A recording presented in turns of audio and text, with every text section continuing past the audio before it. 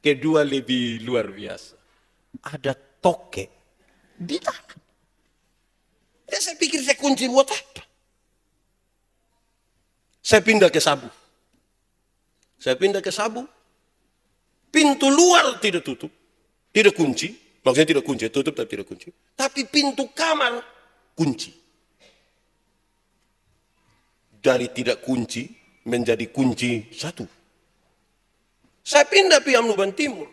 Semua pintu kunci.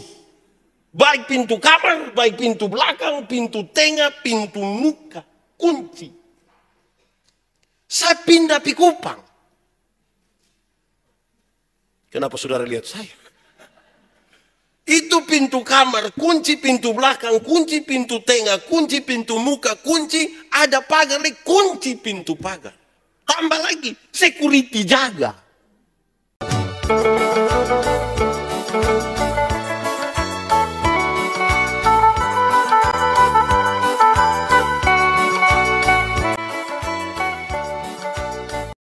Bapak Ibu Saudara-saudara, mari kita berdoa untuk pemberitaan firman Tuhan. Mari kita berdoa. Ya Tuhan Allah, kami bersyukur untuk hari baru di tahun baru ini. Kami rindu supaya perjalanan hidup kami sepanjang tahun baru, sungguh-sungguh Tuhan yang pimpin, Tuhan yang atur. Karena itu alangkah baiknya bagi kami. Kalau hari ini Tuhan menyatakan isi hatimu buat kami melalui pemberitaan firman Tuhan hari ini. Kami sangat terbatas dan oleh karena keterbatasan kami tidak mungkin untuk kami mengerti kehendak firman-Mu. Kami mohon kekuatan Roh Kudus yang akan mengajarkan kami berbagai-bagai hal menurut maksud-Mu dalam pemberitaan ini supaya kami pakai itu dalam perjalanan hidup kami. Kami mohon Tuhan jauhkan semua penggoda pencobaan. Biar di dalam damai-Mu kami belajar firman Tuhan. Kami rindu pada firman-Mu. Berfirmanlah bagi kami Tuhan di dalam nama Yesus, firman yang hidup itu kami berdoa. Amin. Bapak Ibu Saudara-saudara, di sukacita tahun baru ini, tema yang ditetapkan oleh Majelis Sinode itu berkata begini, berkat Tuhan yang memayungi perjalanan di tahun baru. Berkat Tuhan yang memayungi perjalanan di tahun baru. Pembacaannya terambil dari kitab Bilangan pasal 6 ayat 22 sampai ayat yang ke-27.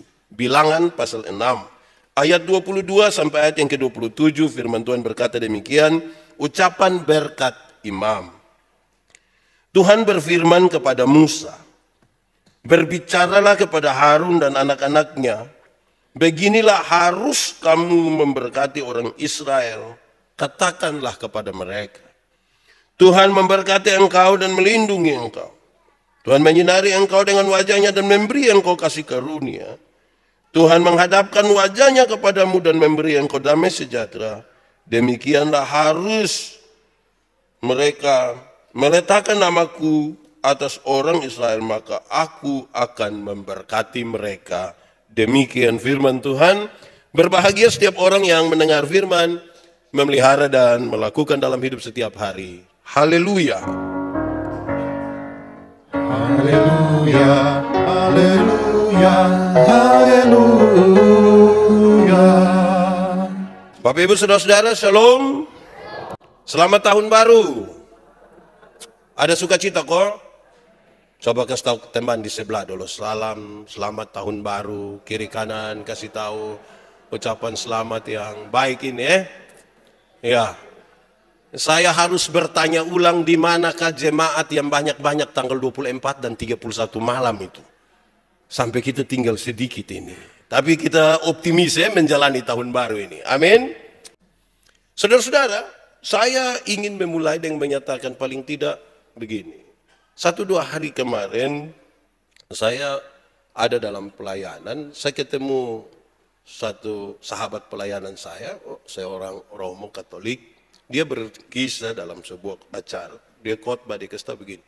Ada bis jalan dari Atambua ke Kupang. Sampai di Soe, ada nenek-nenek satu duduk di belakang sopir. Dia kasih ini nenek ini kacang mete. Dia kasih 5 menit lah dia kasih. Jadi sopir menggila dan dia bilang, Nenek pembaik main beli, main kasih ini kacang mete terus nenek bilang begini, anaknya nenek sudah tidak ada gigi lagi. Kok nenek tidak ada gigi, nah siapa suruh beli ini kacang mete? Nenek bilang, tidak, nenek tidak beli kacang mete, tadi nenek beli Silver Queen.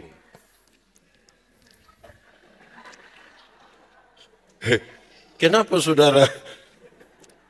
Jadi dia pun coklat itu nenek ada jilat-jilat sedikit. Tinggal dia pun kacang sayang nanti untuk anak dapat Terus pesannya ringan, dia bilang begini, ternyata saudara-saudara tidak semua pemberian yang kita terima itu tulus. Tidak semua. Yang bisa berikan dengan tulus itu hanya Tuhan. Baik hidup, baik kesempatan, baik tahun baru. Hanya Tuhan saja yang berikan dengan tulus. Manusia ada banyak yang seperti itu nenek.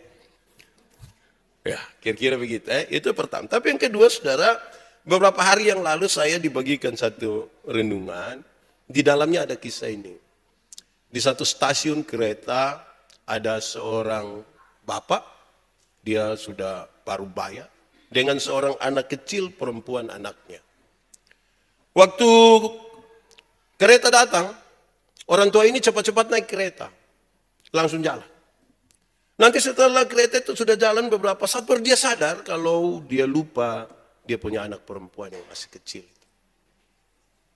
Dia rasa menyesal sekali. Dia berusaha untuk nanti kembali ke stasiun itu. Waktu dia sampai ke stasiun itu, ternyata anak itu sudah tidak ada. Dia sedih betul, dia kecewa dan dia menyalahkan dia punya diri berkali-kali. Tapi dalam semua itu, saudara, dia selalu ambil kesempatan untuk datang. Selalu saja kalau tidak ada waktu kerja, dia selalu memakai waktu-waktu itu untuk datang ke stasiun. Kalau dia dapat berjumpa dengan dia punya anak. Tapi dia tidak pernah ketemu. Lalu bagaimana dengan anak itu, saudara? Rupa-rupanya ini anak menaruh kebencian yang besar sekali kepada dia pembapa. Kenapa? Bagi anak ini dia pembapa secara sengaja telah meninggalkan dia di situ. Singkat cerita, saudara, ini anak besar. Dia menikah dengan satu orang kaya, dia menjadi sukses. Dan kebencian itu terus ada di dalam hatinya. Ada satu waktu dia berpikir untuk pergi kembali ke stasiun itu, mengenang satu masa yang sangat susah bagi dia, di mana orang yang mestinya mengasihi dia justru meninggalkan dia di situ.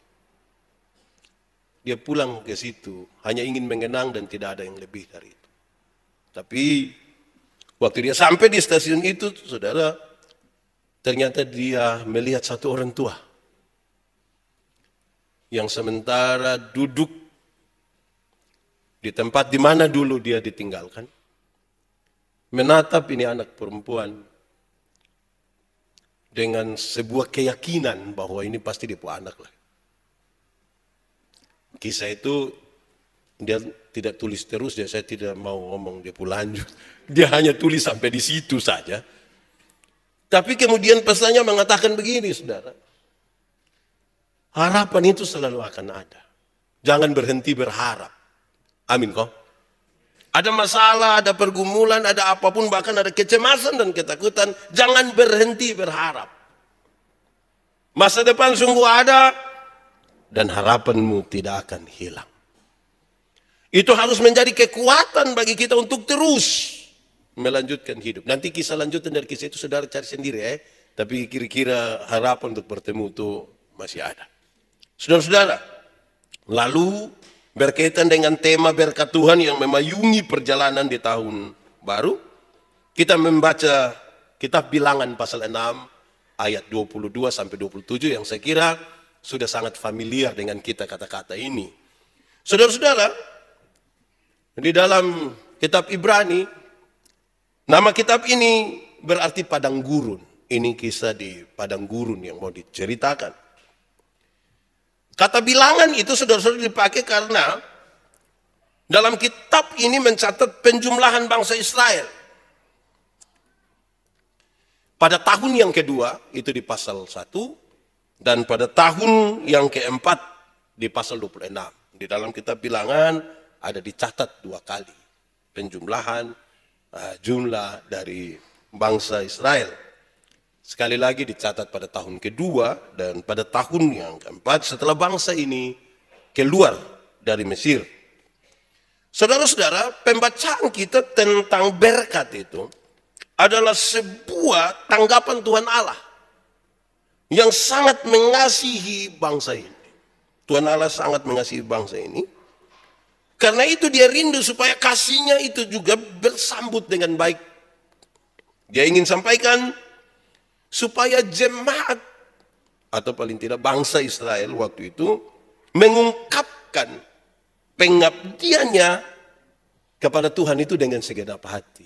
Jangan setengah-setengah. Bagaimana Tuhan mengasihi mereka sementara mereka tidak mengasihi Tuhan. Janganlah.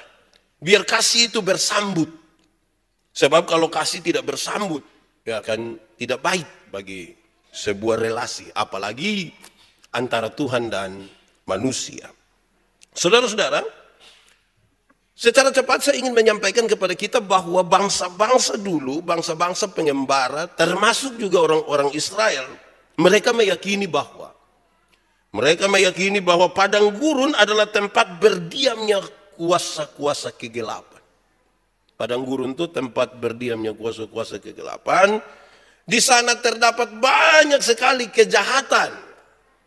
Mereka meyakini. Jadi, ketika bangsa ini keluar dari Mesir untuk masuk ke tanah Kanaan, melewati padang gurun, mereka akan melewati tempat-tempat yang diyakini itu punya kekuatan-kekuatan di luar Tuhan. Ada pengaruh-pengaruh yang jahat di sana. Paling tidak itu. Sudah tertanam di dalam kepala mereka, ini tempat kuasa gelap. Padang gurun. Saya waktu merenungkan bagian ini, saya pikir, baik, orang di sana pikir padang gurun saya yang ada kuasa gelap. Kita di sini pohon juga ada kuasa gelap. Sehingga ada orang yang mengaku percaya Tuhan, tapi dia jalan dapat lihat pohon beringin, satu teguh yang sedikit, dia bilang, Pak, boy ini berapa? Malam-malam ada perempuan satu duduk di sini. Wih, itu maksud apa? Di tempat yang ada kuasa gelap. Kedua, saudara-saudara, secara nyata memang kehidupan di padang gurun itu sebuah kehidupan yang keras. Kehidupan yang tidak gampang. Di padang gurun itu saudara-saudara tidak mungkin tersedia makanan dan minuman yang sangat banyak.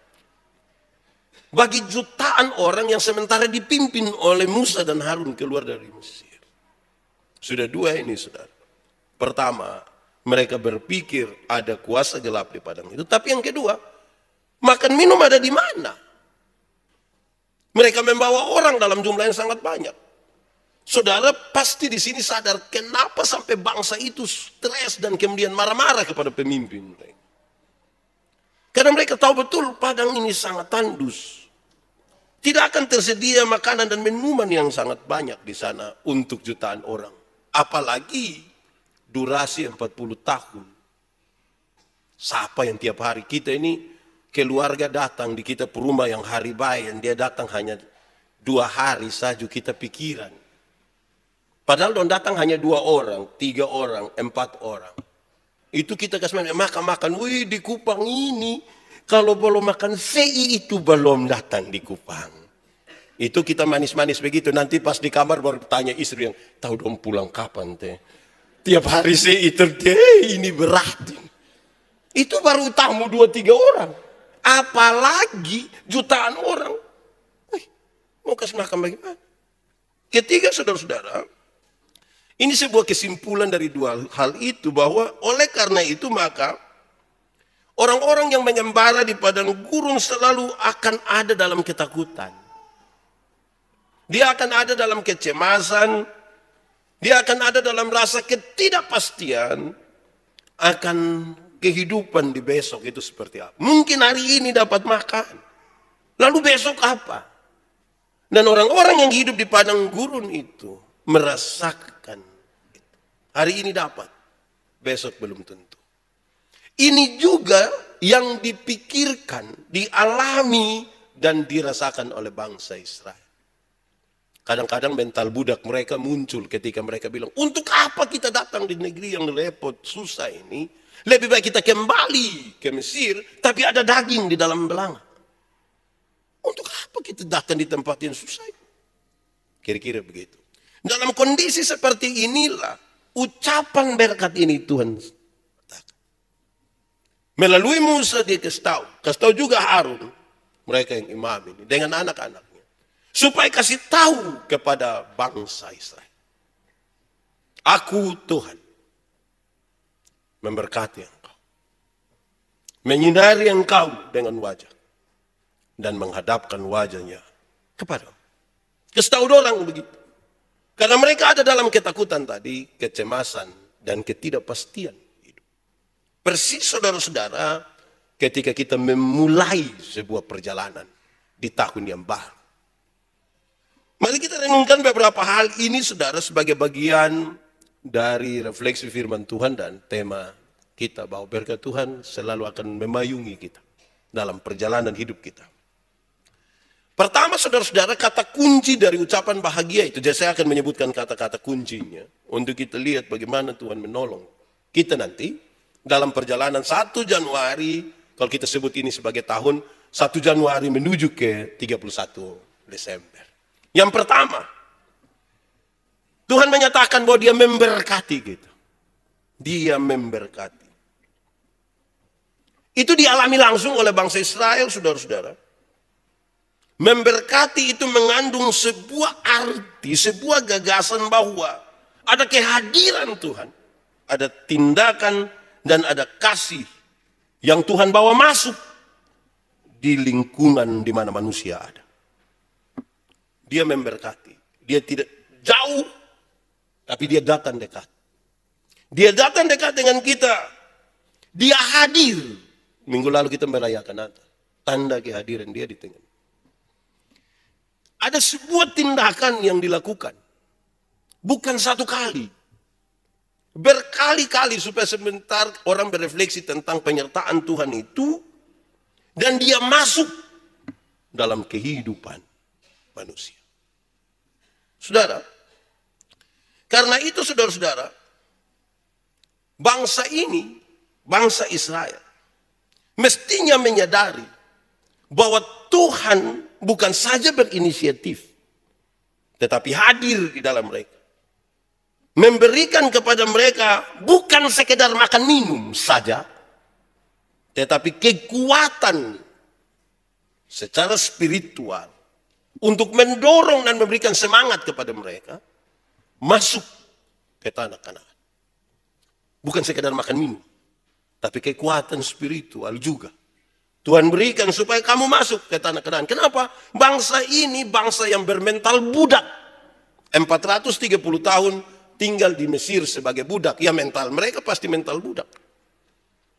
Orang mental budak itu tidak visioner, tidak berpikir ke masa depan.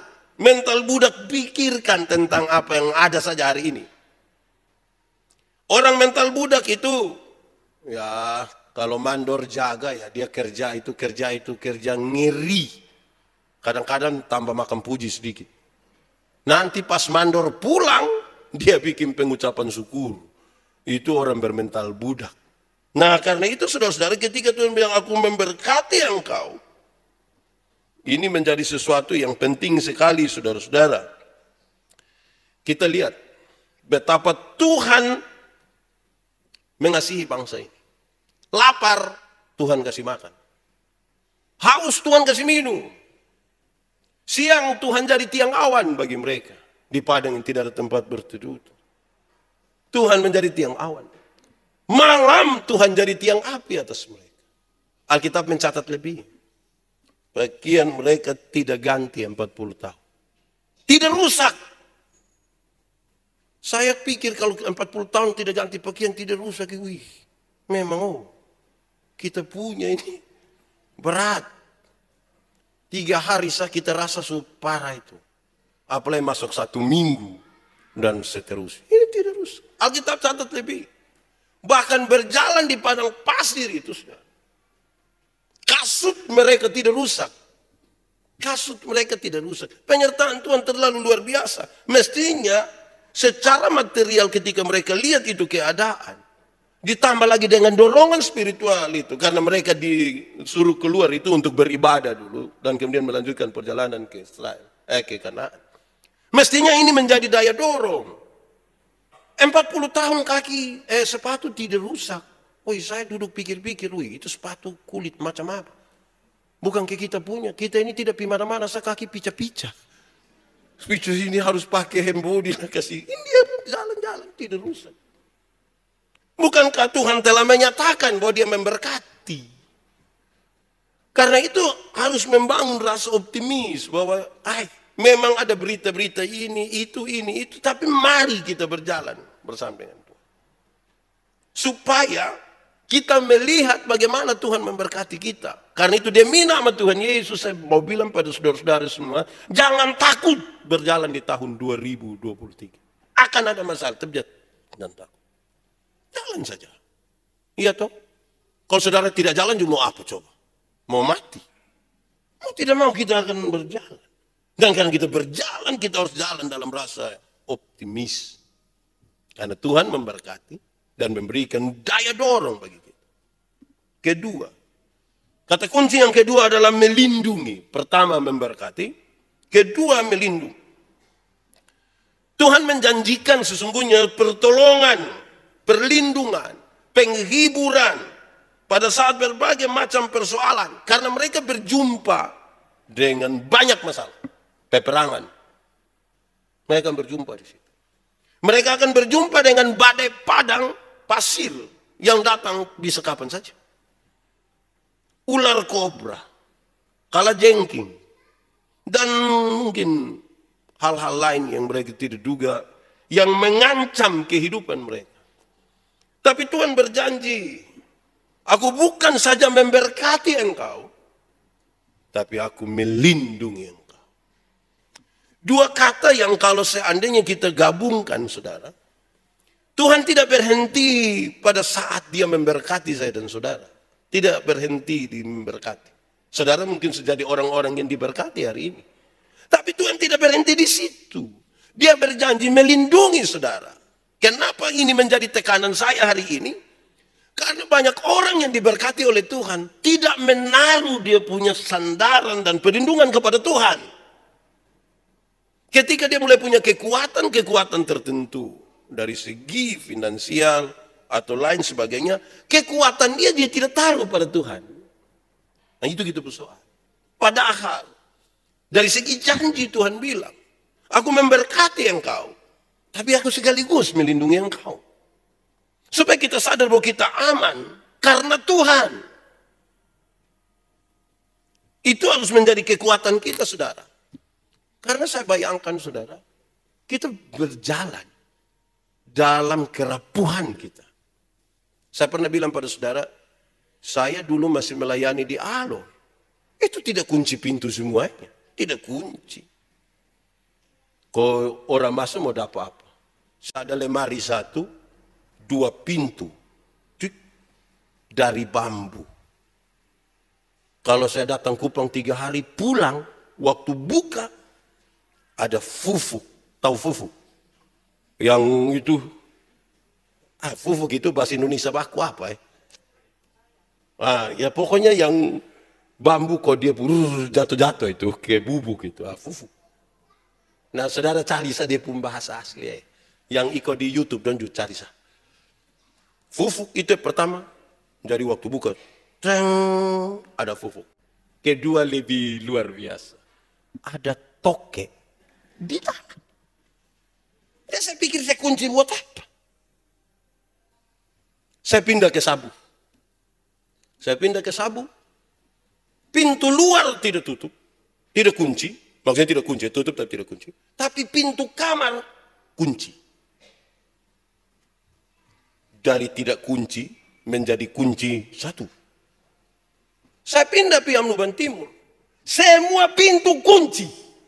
Baik pintu kamar, baik pintu belakang, pintu tengah, pintu muka, kunci. Saya pindah ke Kupang. Kenapa saudara lihat saya? Itu pintu kamar, kunci pintu belakang, kunci pintu tengah, kunci pintu muka, kunci ada pagar, kunci pintu pagar. Tambah lagi, security jaga. Wih, saya bayangkan ada apa ini? So, saudara berpikir sendirilah. Menurut saudara kenapa kunci kok tambah banyak? Di sini ada yang jalan piman mana bawa-bawa kunci. Ya karena kita mulai merasa ada yang dapat. Kita mulai dapat sesuatu. Ada berkat-berkat yang kita dapat.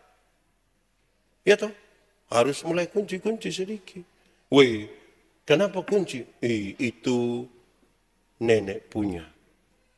Nenek yang kasih kita mesti jaga. Iya nenek kasih apa? Kacang mete. Nah, mesti jaga. Nah, ya kira-kira begitu. Jadi Tuhan bukan saja memberkati kita. Tuhan melindungi kita. Refleksi kita itu lebih kepada apakah kita betul-betul mau menyandarkan harapan kita kepada Tuhan. Bahwa memang Tuhan yang melindungi saya. Saya percaya tangan Tuhan yang pegang. Aku tahu kan hari esok. Kan begitu. Saudara tahu lagu ini? Nah, kalau tahu pulang baru menyanyi ya. Kita dengar khotbah dulu.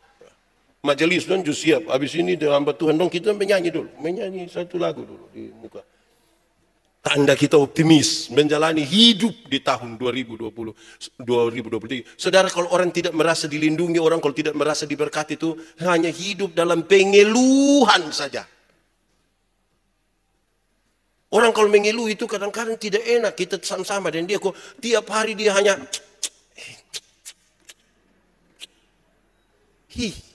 ada tertinggal apa di gigi kok.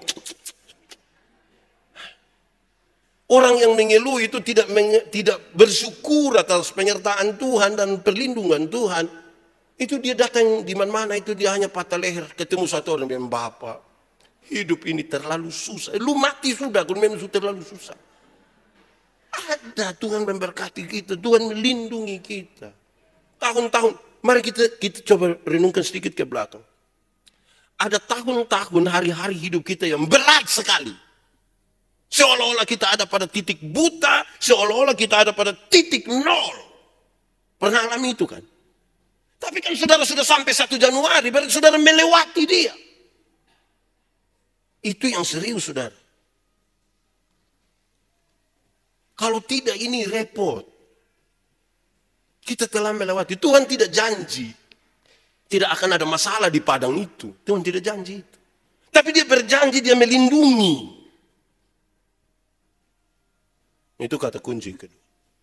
Ketiga saudara-saudara, Tuhan menyinari. Menyinari. Tadi ada kuasa-kuasa kegelapan yang dipikirkan oleh bangsa ini. Hei, kamu jangan takut itu kegelapan. Ada Tuhan yang menyinari. Ada Tuhan. Ada kebaikan hati Tuhan. Ada kehendak baik yang Tuhan mau kasih tahu. Kamu tidak usah takut. Ada kesuraman, ada kegelapan. Kadang-kadang kita seperti sudah buntu dan tidak melihat apa-apa lagi. Hei, jangan takut. Tuhan menyinari engkau. Itu refleksinya cukup panjang harusnya. Tapi saya coba potong untuk kita lihat begini. Kalau Tuhan memberi cahaya. Cahaya itu bukan saja terpancar dari Tuhan ke kita. Tapi kita juga mestinya memantulkan cahaya itu. Terang. Terang itu dibutuhkan untuk apa? Terang dibutuhkan untuk melihat jalan yang benar. Saya khotbah doa Bapa kami, saya kasih tahu. Ini doa pada waktu orang semua tidur. Berabad-abad lamanya orang-orang timur di TTS suka bilang PKK. PKK itu artinya poe kalan-kalan, raba sembarang. Yang raba sembarang itu kan dia dalam gelap. Kalau orang dalam terang, dia melihat jalan yang benar. Dia akan melihat jalan benar. Supaya dia tidak meraba sembarang. Terang dibutuhkan sebagai tanda hati-hati. Tanda hati-hati. Saudara, Kalau naik pesawat, kalau mau mendarat malam itu, saudara lihat di itu yang tower dong itu. Kan ada lampu merah kok, lampu apa kok. Ada yang mati hidup begini. Betul kok tidak? Di laut sana saudara berlayar, saudara lihat di pulau-pulau ada suara. Ini lampu dong pun tugas untuk apa? Kasta bilang, "Oi, jangan mendarat di atas ini di tower. Kamu akan keluar di Metro TV nanti." Tanda hati-hati. Dia menyinari supaya kita melihat yang benar. Jangan merasa dapat sinar dari Tuhan, tetapi kita tetap dalam kegelapan. Karena itu saudara-saudara, terang dibutuhkan itu. Siapakah di antara kamu yang membakar dia punya pelita, lalu menaruhnya di bawah tempat tidur? Tidak, harus ditaruh di atas. Supaya terang itu, orang melihat terang itu dan mereka melihat jalan yang benar. Ini janji Tuhan. Keempat, menghadapkan wajahnya. Menghadapkan wajahnya. Kata ini kalimat kunci ini, menghadapkan wajah. Jadi mulai dari memberkati, melindungi, menyinari. Sekarang menghadapkan wajahnya. Ini sesuatu yang menolong bangsa Israel dan kita semua untuk memahami bahwa Tuhan mungkin bisa berpaling dari kita. Saya pakai kata mungkin kasihnya yang besar itu dia sangat mengasihi kita. Tapi dia bisa memalingkan wajahnya daripada kita. Kenapa Tuhan memalingkan wajah dari kita, saudara?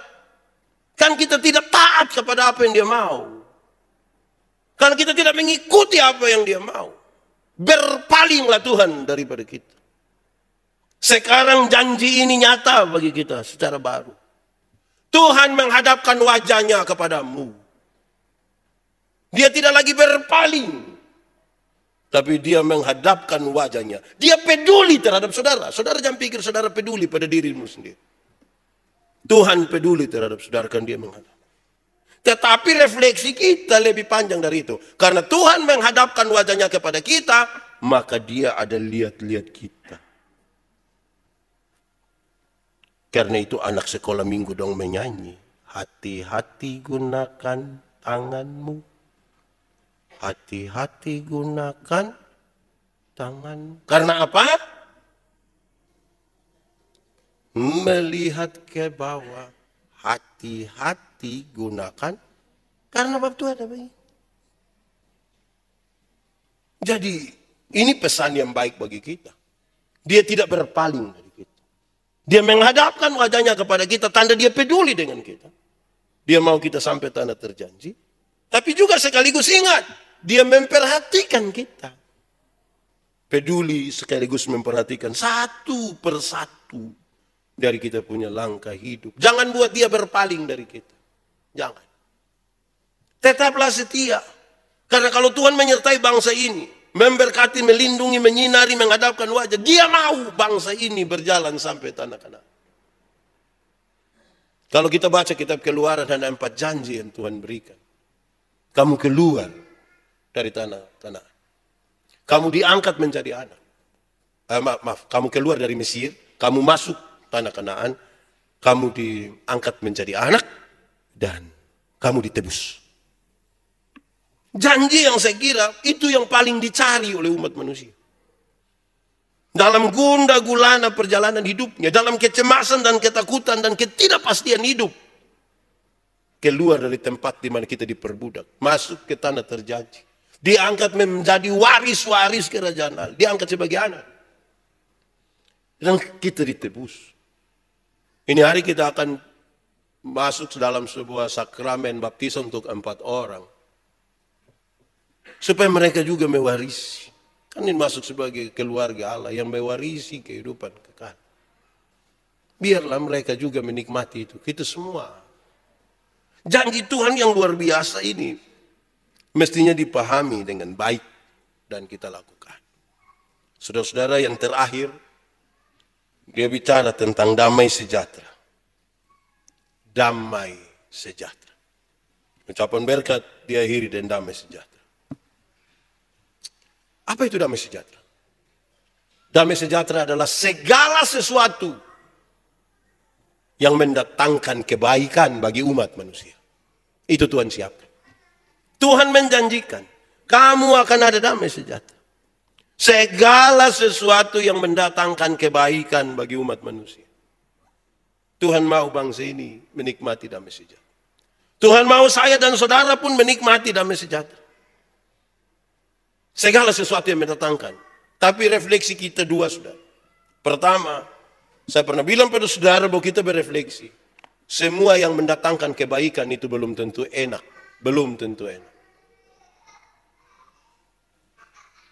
Kenapa?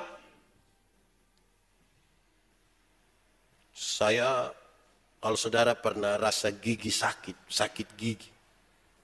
Sakit gigi itu terlalu berat. Itu orang yang menyanyi bilang lebih baik sakit gigi daripada sakit hati. Itu karena dia belum merasa. Kalau dia rasa sakit gigi itu kita suka kepala di bawah, kaki di atas, tak putar sini. Orang menyanyi di sebelah kita tersinggung di sini. Itu sakit gigi itu fisik sakit, otak sakit, hati sakit.